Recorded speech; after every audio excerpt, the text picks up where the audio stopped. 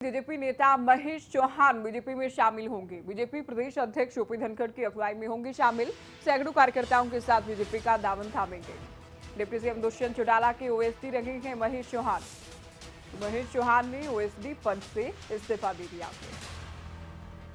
तो deputy CM की OSD का इस तरह से अपने समर्थकों, अपने कार्यकर्ताओं के साथ बीजेपी को अलविदा कहकर बीजेपी में आना, ये इतना तो जरूर इशारा करता है कि बीजेपी अपने संगठन विस्तार में साथी दल बीजेपी के कार्यकर्ताओं को लाने में भी पीछे नहीं गए। गुलशन ग्रोवर हमारे संवाददाता इस वक्त गुरुग्राम से हमारे साथ लाइव जुड़ गए हैं। गुलशन, इससे पिछले बुलेटिन में हम बात कर रहे थे कि क्या कोई बड़े नेता का नाम अब तक सामने आया है। ये महेश चौहान का नाम सामने आ रहा है गुलशन, की महेश चौहान बीजेपी से राहें अलग कर बीजेपी में शामिल होने वाले हैं।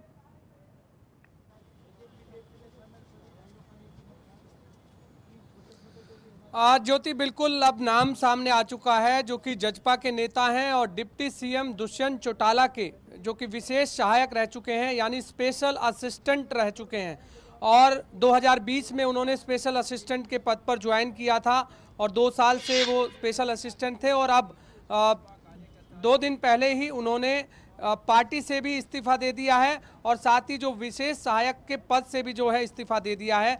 और ऐसे में अब वो बीजेपी में शामिल हो रहे हैं और बीजेपी के प्रदेश अध्यक्ष ओपी धनखड़ की अगुवाई में वो शामिल हो रहे हैं। सबसे पहले मैं वो दिखा दूं कि बीजेपी का जो गुरु कमल कार्यालय है, यहीं पर ही महेश चौहान अब बीजेपी का दामन थाम रहे हैं और सैकड़ों कार्यकर्ताओं के साथ यहाँ पर बीजेपी में जो है ज्वाइन कर रहे हैं। आप सैकड़ों कार्यकर्ता इस समय देख रहे हैं कि किस तरह से तमाम जो सैकड़ों कार्यकर्ता हैं वो इस समय अब बीजेपी का दामन थाम रहे हैं। हमारे साथ खुद महेश चौहान हैं जो डिप्टी सीएम दुष्यंत चौटाला के विशेष सहायक हैं, जो स्पेशल असिस्टेंट रहे हैं। चौहान साहब, आखिरकार क्या जरूरत पड़ी बीजेपी का दामन थामने की? सत्ता में दोनों पार्टियां हैं, बीजेपी और जेजेपी। हम सत्ता के लोभ से नहीं, पार्टी सत्ता का अगर मेरे को लोभ होता तो अभी 2 साल है।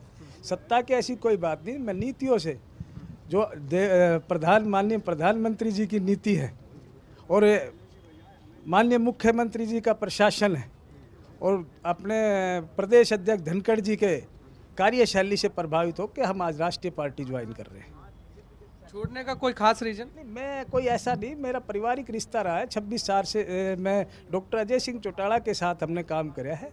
उन्होंने बड़ा लाड प्यार दिया है मेरे को। ये मैं नहीं कह रहा, ये पूरा हरियाणा जानता है इस बात को कि डॉक्टर अजय सिंह चौटाला ने जो मेरे को लाड प्यार दिया है वो मेरे को कहने और बताने की आवश्यकता नहीं है। लेकिन मैं कहीं ना कहीं जो नीतियाँ आज पार्टी की नीतियाँ चल रही थी उनसे परेशान होके और मैंने रिजाइन देना पड़ा। क्या लगता है, क्या परेशानी है आपको? परेशानी मेरे को कोई नहीं, ना ही मेरे को कोई परेशानी है, ना ही परेशानी और ना ही मैं किसी स्वार्थ के लिए आज बीजेपी ज्वाइन कर रहा हूँ। और मैं नहीं कर रहा, ये सारे साथी, पूरा पटौदी विधानसभा क्षेत्र है, कोई मैं एक आदमी नहीं, पूरा का पूरा क्षेत्र है और ऐसे बहुत से और भी साथी हैं जो पार्टी और ज्वाइन करेंगे। तो कल लगता है कि पार्टी के अंदर दबे हुए थे या कोई जो आपकी? दबा हुआ नहीं था, ना मैं दबा हुआ था, ना मैं दबा हुआ कहीं रहता। मैं फ्री माइंड काम करता हूँ, मैंने काम किया है। गुलशन जी, आपको भी अच्छी तरह पता है, आपसे भी मेरी एक फर्स्ट मुलाकात नहीं है, पहले भी मुलाकात होती रही है मेरी। जहाँ भी पार्टी ने ड्यूटी लगाई है, चाहे वो महेंद्रगढ़ लगाई है, चाहे भिवानी लगाई है, चाहे आदमपुर लगाई है, मैंने बड़े अच्छे तरीके से वो काम उनको करके दिया है जो मेरी ड्यूटियाँ लगाई है। मैं काम था जब जेजेपी पार्टी अलग बनी थी तो उस समय आप मुख्य भूमिका निभा। हाँ, मैं पार्टी का संस्थापक हूँ, मैं फाउंडर मेंबर हूँ पार्टी का, था, आज नहीं हूँ। आज मैंने सभी पदों से, सभी चीज़ों से त्यागपत्र दे दिया है। 26 सालों से आप इस परिवार से भी जुड़े हुए हैं और एकदम छोड़ के जाना इस परिवार को। हाँ, वो दुख तो मेरे को भी होता है। ये बात नहीं, जब क्या एक परिवार से परिवार ही अलग होता है तो थोड़ी दिक्कत तो आती है, लेकिन मैं भरे मन से ये बात कह रहा हूँ कि मेरी मजबूरी है पार्टी छोड़ना। गुलशन, कुछ तो हुआ होगा, कोई बड़ी बात ऐसी जो उनकी कि 26 नीति थी उनसे रहे, लाड प्यार भी मिला के इस बात को भी कह रहे हैं। पार्टी के संस्थापक सदस्यों में भी रहे हैं। कुछ तो ऐसा हुआ होगा कि अब इनको ये चेतना आई कि तो मैं विचारधारा अच्छी नहीं है जेजेपी की, अब ऐसे एकदम से कैसे इन्हें लगा? गुलशन, मैंने आके अपने पटौदी में फिर आके मैंने इनसे बातचीत करी, इन्होंने कहा कि आप देख लो। मैंने कहा कि भाई जब सारे भाइयों का जो विचार वो मेरा विचार है। अच्छा, कुछ तो हुआ होगा, क्या विचारधारा उनकी अलग थी या विचारधारा से उनकी सहमत नहीं थे? क्या हुआ ऐसा एकदम छोड़ के? आपने कहा लाड प्यार भी दिया, आपने ये कहा कि संस्थापक भी आप रहे, तो ऐसी क्या? डॉक्टर अजय सिंह चौटाला ने मेरे को पूरा लाड प्यार दिया, लेकिन कहीं ना कहीं डॉक्टर अजय सिंह चौटाला के जो भी साथी थे उनको इग्नोर किया गया है।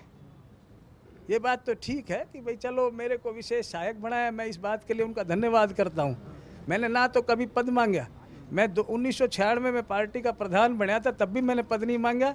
ये भाई है, इनका पद है सबका, जो भी है। मैं जब भी मेरे को विशेष सहायक का पद दिया गया था उस टाइम इन लोगों में इतना जोश था, ये मेरे को लेके आए थे। इन लोगों ने एक ही बात कही थी कि भाई को बड़ा मान सम्मान में, कि मेरा नहीं है आपका पूरा है, चौटाला परिवार ने हमारे को मान सम्मान दिया। अहम बातचीत आप कर रहे हैं तो देखिए, एक बड़ी बात तो कह दी गई कि नजरअंदाज किया गया, अजय चौटाला के साथियों को नजरअंदाज किया गया। ये इनसे कई बार पूछने के बाद उन्होंने बताया कि तो बीजेपी के कई राज्य स्तरीय पदाधिकारी बीजेपी में शामिल होंगे। तस्वीरें हम आपको दिखा रहे हैं, हमारे संवाददाता गुलशन वहां मौजूद हैं, वो बातचीत भी कर रहे हैं।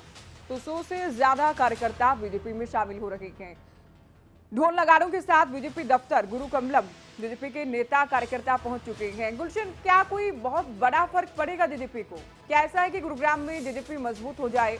और बीजेपी तो हालांकि है सत्ता में, बड़ी पार्टी भी है, क्या बीजेपी को मजबूती मिल जाए इससे?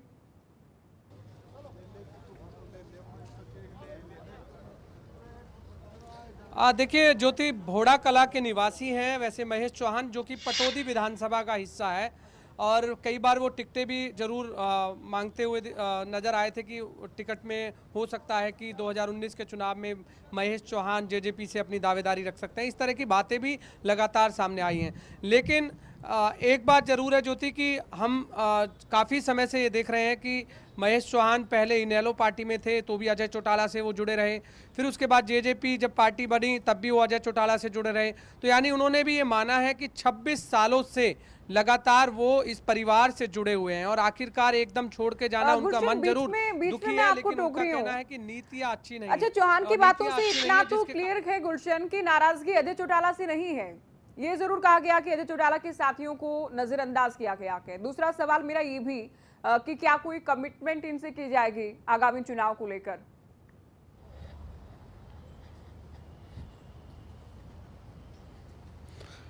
देखिए, बिल्कुल आगामी चुनावों को लेकर क्या कुछ कमिटमेंट आगे की जाएगी या नहीं, ये भी हम महेश चौहान से खुद जान लेते हैं ज्योति, क्योंकि अब आज जिस तरह से बीजेपी में शामिल हो रहे हैं तो उनका ये भी कहना था कि मैं किसी शर्त पर नहीं जा रहा हूं, और ना ही जब मैं जेजेपी में था तब भी मैं शर्त पर गया था, और आज मैं केवल जो ज्वाइन कर रहा हूं एक कार्यकर्ता के रूप में ज्वाइन कर रहा हूं, ऐसा भी उन्होंने कहा है।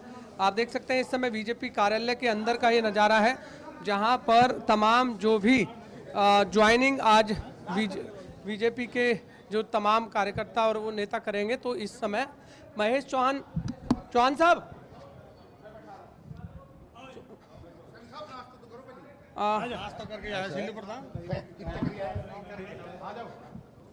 देखिए, हमारे साथ महेश चौहान है, उनसे जरूर जान लेते हैं। महेश जी, क्या कोई कमिटमेंट है आज? मेरा कोई कमिटमेंट नहीं, ना मैंने पहले पार्टी जब ज्वाइन करी थी ना मेरा तब कोई कमिटमेंट था, ना ही मैं लोभ के कारण मैंने बता दिया आपको, मेरी कोई वो नहीं है।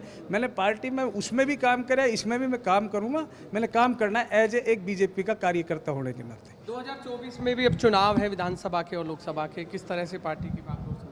जो पार्टी मेरी की जहां ड्यूटी लगाएगी मैं काम करूंगा। मेरी कोई वो नहीं है इच्छा, ना ही मेरी चुनाव लड़ने की कोई इच्छा है, ना मैं चुनाव लड़ूंगा। मैंने उस पार्टी में भी मैंने जननायक सेवा दल का राष्ट्रीय महासचिव। कमिटमेंट नहीं है, लेकिन क्या कुछ होगा आने वाले दिनों में ये भी देखना होगा। बहुत शुक्रिया गुलशन, बेहद अहम जानकारी आपने दी।